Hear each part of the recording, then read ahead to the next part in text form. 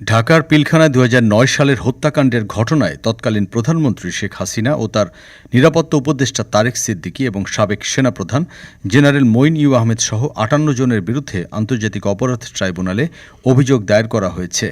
১৯ December দুপুরে শহীদ সেনা কর্মকর্তাদের পরিবারের সদস্যদের পক্ষে ট্রাইব্যুনালে অভিযোগ দায়ের করেন আইনজীবী উদয় তাসমির।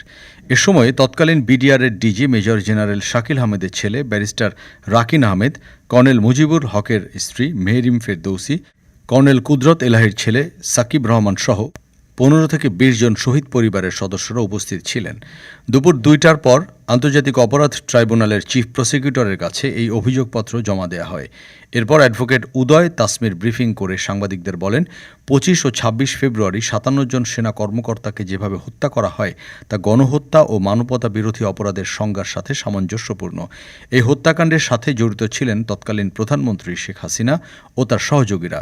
তিনি বলেন, বাংলাদেশের সার্বভৌমত্বকে পদদলিত করে এসব অপরাধ করেছেন শেখ হাসিনা।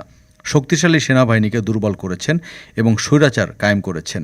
ব্রিফিংয়ে শহীদ কর্নেল মুজিবুল হকের স্ত্রী মেহরিম ফেরদৌস বলেন, পিলখানায় ৫৭ জন সেনা কর্মকর্তাকে হত্যাকাণ্ড ছিল পূর্ব নির্ধারিত। এটা কোনো বিদ্রোহ ছিল না। কোনো বিদ্রোহ এভাবে সুপরিকল্পিতভাবে হয় না। এসব হত্যা পরিকল্পিত। সুষ্ঠু একটি তদন্তের মাধ্যমে এই হত্যাকাণ্ডের প্রকৃত সত্যগুলো তুলে ধরার আহ্বান জানান তিনি। ডেস্ক রিপোর্ট, আজ বার্তা, ঢাকা।